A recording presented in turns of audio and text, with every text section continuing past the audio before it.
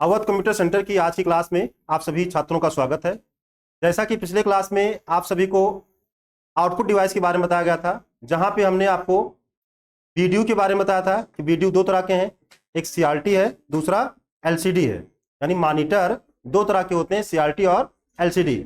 CRT में पुनः बताया गया था कि दो तरह के हैं, एक आपका क्या है, सीआरटी है और दूसरा एक सीआरटी एलसीडी है। सीआरटी हमारा दो तरह का है, एक कलर है और एक मोनोक्रोम है। मोनोक्रोम मतलब ब्लैक एंड व्हाइट। पहले के जो मॉनिटर या टीवी आते थे वो ब्लैक एंड व्हाइट आते थे, ठीक है, बाद में कलर आने लगे थे। इसी तरह जो एलसीडी है उसके भी दो प्रकार बताए गए थे, एक एलईडी और दूसरा टीएफटी। एलईडी का पूरा नाम लाइट इमिटिंग डायोड, टीएफटी का पूरा नाम थिन फिल्म ट्रांजिस्टर होता है।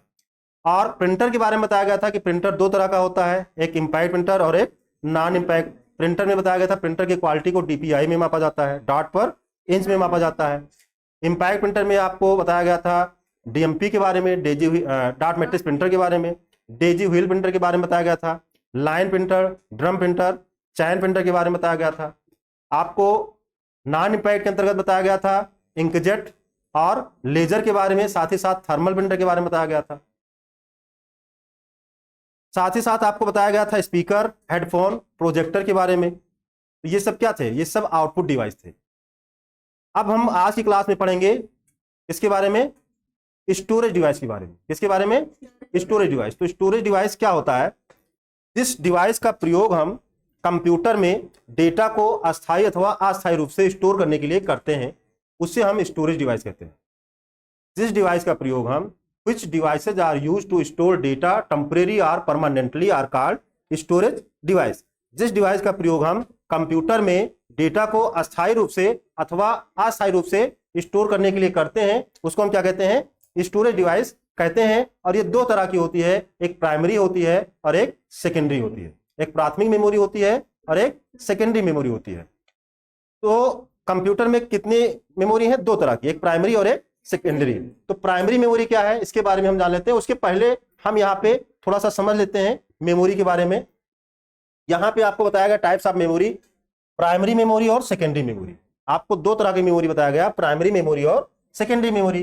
प्राइमरी मेमोरी दो तरह की है। हमारी जो प्राइमरी मेमोरी है ये दो तरह की है, एक आपका एस रैम है, मतलब एक रैम है और एक रोम है। प्राइमरी मेमोरी दो प्रकार की, रैम और रोम, ये दोनों जो है प्राइमरी मेमोरी के अंतर्गत आता है। रैम की अगर हम बात करें तो रैम दो प्रकार की है, एस रैम है और डी रैम है। आपको शुरुआत के क्लास में बताया गया था कि हमारा मेमोरी का एक चैप्टर होगा जहां पे हम मेमोरी के बारे में डिटेल्स में जानेंगे। तो हमारा वही चैप्टर है, ठीक है, इसमें हम डिटेल्स में पढ़ेंगे। तो रैम हमारा दो तरह का, एस रैम और डी रैम। और डी रैम पुनः जो है यहाँ पे चार प्रकार का बताया गया, S D RAM, DDR2 SD RAM, DDR3 SD RAM और DDR4 SD रैम। ये जो है सबसे लेटेस्ट है, जो अभी रैम यूज किया जा रहा है कंप्यूटर में, वो जो है DDR SD रैम यूज किया जा रहा है। थोड़ा कंफ्यूजन होगा, जो है इसको याद करने में दिक्कत होगी, हो सकता है। अब हम अगर बात करें रोम की, तो रोम तीन प्रकार के हैं, पी रोम है, ईपी रोम है और डबल ईपी रोम। पी रोम, ईपी रोम और डबल ईपी रोम। तो आज की क्लास में हम केवल इतना ही जानेंगे, ठीक है, ठीक है, इतना ही नहीं, हम केवल रैम के बारे में जानेंगे और रोम के प्रकार और सेकेंडरी मेमोरी हम कल की क्लास में जानेंगे, क्योंकि ज्यादा बड़ा हो जाएगा क्लास।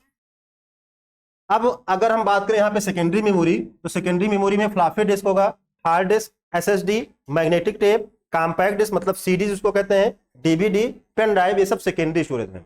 सेकेंडरी स्टोरेज डिवाइस का यूज हम डेटा को अस्थायी रूप से स्टोर करने के लिए करते हैं।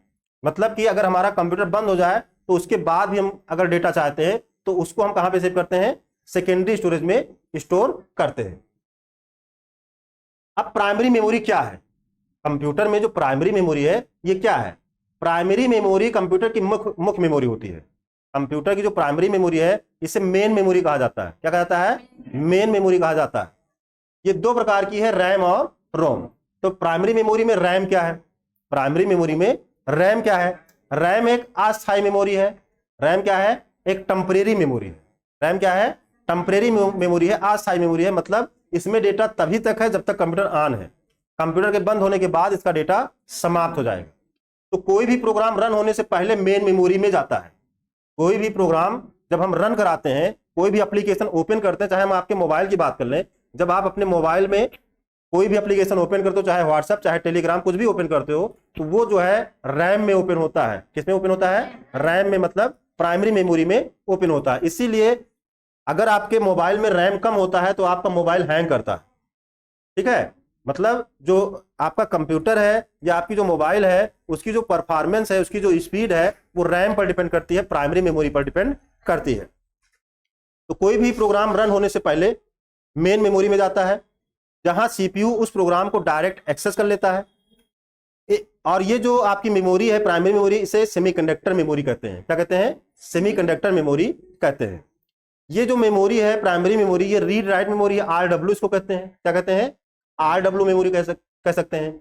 आरडब्ल्यू का मतलब होता है इसमें हम रीड कर सकते हैं, राइट कर सकते हैं, मतलब इसमें हम परिवर्तन कर सकते हैं। इस मेमोरी में जो भी डेटा होगा उसको हम डिलीट कर सकते हैं, पुनः उसमें हम कोई प्रोग्राम कर सकते हैं।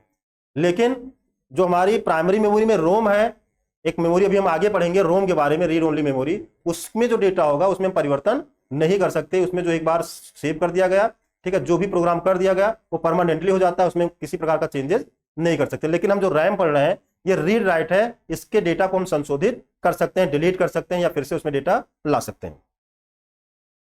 तो ये रीड राइट मेमोरी है। इस मेमोरी में डेटा अस्थायी रूप से स्टोर होता है, मतलब कंप्यूटर जब तक ऑन है तभी तक।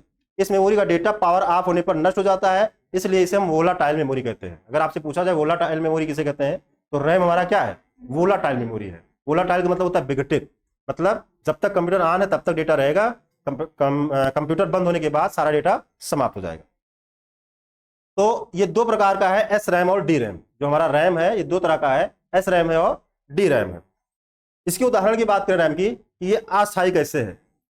मान लीजिए आप कंप्यूटर पे टाइप कर रहे हैं, आप कंप्यूटर पे टाइप कर रहे हैं, आपने एक पेज टाइप किया या आधा पेज आपने टाइप किया और अचानक क्या हुआ, लाइट चली गई। अचानक लाइट चली गई, और जब लाइट चली जाएगी, क्योंकि आपने सेव भी नहीं किया था, आपने लिखा तो वो दिख रहा है, आधा पेज आपने लिखा, जब तक कंप्यूटर ऑन है तब तक तो दिख रहा है, लेकिन कंप्यूटर अचानक बंद हुआ, आप उसको सेव नहीं कर पाए और आपका कंप्यूटर बंद हो गया। तो जब दोबारा कंप्यूटर को ऑन करोगे तो जो आपने आधा पेज लिखा था वो नहीं मिलेगा, वो नहीं मिलेगा, क्योंकि तब तक जो आप देख रहे थे वो प्राइमरी मेमोरी में था तो मेमोरी में, लेकिन वो प्राइमरी मेमोरी क्योंकि उसकी प्रकृति क्या है, वोलाटाइल है, विघटित है, पावर ऑफ होने के बाद उसका डेटा समाप्त हो जाता है। अगर हम मान लीजिए आधा पेज लिखे और उसके बाद हम उसको सेव कर दिए, क्या कर दिए? सेव कर दिए। तो सेव करना हम आपको बताएंगे, हो सकता है आप लोग जानते भी हो, नहीं तो सेव करना बताएंगे। तो जब हम सेव करते हैं, ठीक है, किसी चीज को, तो वो जो है सेकेंडरी मेमोरी में चला जाता है। कहां पे जाता है? सेकेंडरी मेमोरी, मतलब कि हार्ड डिस्क में चला जाता है। तो जब हमारा डेटा सेकेंडरी मेमोरी में जाता है तो सेकेंडरी मेमोरी की जो प्रकृति है वो नॉन वोलाटाइल है, मतलब अविघटित है। उसका डेटा पावर ऑफ होने के बाद भी समाप्त नहीं होता, पावर ऑफ होने के बाद भी उसमें डेटा सुरक्षित रहता है। तो अगर हम मान लीजिए आधा पेज लिखने के बाद उसको सेव कर देते हैं तो वो सेकेंडरी मेमोरी में चला जाएगा, मतलब वो सुरक्षित रहेगा पावर ऑफ होने के बाद भी। अब आधा पेज लिखने के बाद आपने फिर से उसमें पूरा पेज लिखा, आपने उसके बाद पूरा कर लिया, अब आपने पूरा किया और अचानक फिर लाइट चली गई, अचानक फिर से लाइट चली गई। तो अब जब दोबारा कंप्यूटर ऑन करोगे तो होगा क्या कि जो आपने पहले आधा लिखकर सेव कर दिया था वो तो उतना मिल जाएगा, लेकिन बाद में जो आपने आधा पेज उसमें और पूरा लिखा वो आपको नहीं मिलेगा। क्यों? क्योंकि वो जो आधा आपने बाद में लिखा था वो था तो मेमोरी में, लेकिन वो प्राइमरी मेमोरी में था। कहां पे था? प्राइमरी मेमोरी में था, वो जो है आपको नहीं मिलेगा। समझ में आया कि नहीं आया? तो एस रैम और डी रैम के बारे में हम जान लेते हैं। एस रैम क्या है? एस रैम का पूरा नाम क्या है? स्टैटिक रैम है। एस रैम का पूरा नाम क्या है? स्टैटिक। रैम का पूरा नाम रैंडम एक्सेस मेमोरी। रैम का पूरा नाम, अभी तक आरएम मतलब आप लोग राम जानते थे, क्या जानते थे? राम जानते थे, लेकिन यहाँ पे आरएम का मतलब रैम है, रैंडम एक्सेस मेमोरी है। तो एस रैम का मतलब होता है static random access memory. S RAM को स्टैटिक रैंडम एक्सेस मेमोरी कहा जाता है और इसकी जो स्पीड है वो डी रैम की तुलना में अधिक होती है। जो आपका डी रैम है इसकी स्पीड डी रैम से अधिक होती है। कंप्यूटर में सामान्यतः यह कैश मेमोरी के रूप में यूज की जाती है। कैश मेमोरी भी आपको पढ़ाया गया था, कैश मेमोरी क्या है, किस तरह से कार्य करता है। तो कंप्यूटर में कैश मेमोरी के रूप में लगी होती है। यहां पे स्टैटिक तत्व का मतलब इस बात से है कि इसे डी रैम की तुलना में रिफ्रेश करने की जरूरत नहीं पड़ती। जो आपका एस रैम है इसे डी रैम की तुलना में रिफ्रेश करने की जरूरत नहीं पड़ती। एस रैम प्रायः कैश मेमोरी की तरह प्रयोग होता है, जो कि सीपीयू में L1, L2, L3 के रूप में लगी होती है। L1 मतलब लेवल 1, लेवल 2, लेवल 3 आपको पढ़ाया गया था। कहां पे पढ़ाया गया था? कंपोनेंट ऑफ कंप्यूटर सिस्टम के अंतर्गत टॉपिक में आपको लास्ट में पढ़ाया गया था।